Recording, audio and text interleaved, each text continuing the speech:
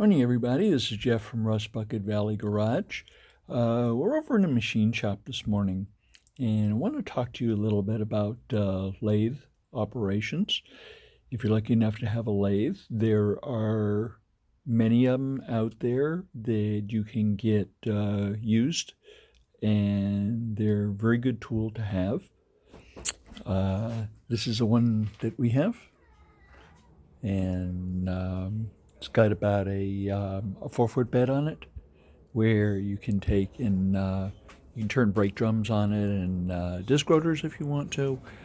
But what I wanted to talk to you about is turning small diameter pieces.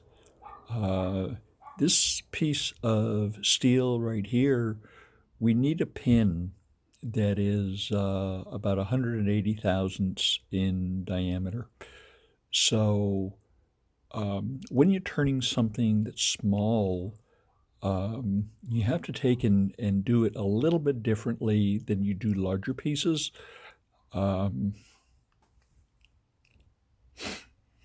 reason is because when you run a cutter against the work, there's a lot more deflection in here, and you will take and get the wrong size. It'll be small on one end and large on the other end, and you really don't want that. You want a uniform piece. So this right here is 0.310, and we need to take and go to 0.180.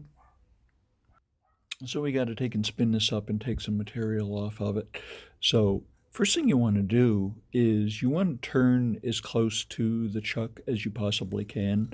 So you want to take and move this in like this, okay, and then go ahead and use the key and tighten this up.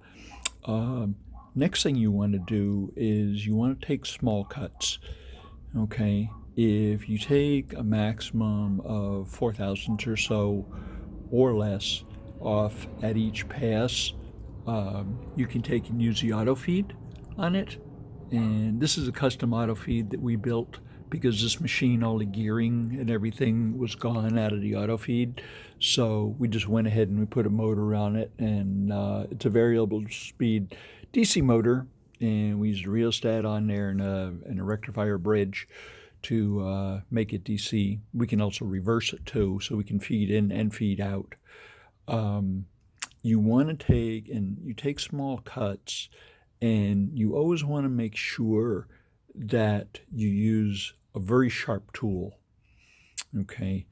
And you will, with a slow feed rate, in other words, with your cross feed, and a sharp tool, you're guaranteed to take and get the diameter, a uniform diameter of the part that you need all the way across, especially when you're turning small pieces. Okay, so with the larger pieces, it's not as critical. We use a lot of these 1/2-inch square bits, so they're just steel, and then they have a carbide insert that's been brazed into them, and then they sharpen them up on a diamond grinder. We don't really have that here. We have a regular grinder, and so these things are cheap enough. I think they're about $5 a piece, and so we just toss them when they get dull or they break.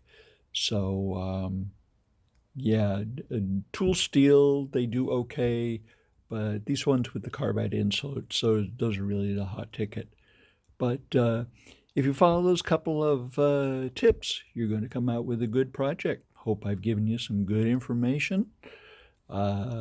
Comment. We love your comments. Thank you so much for all your views. Please subscribe, and if you hit the notification bell, you will find out when we do something new first. And we'll see you next time. I hope you have a wonderful day.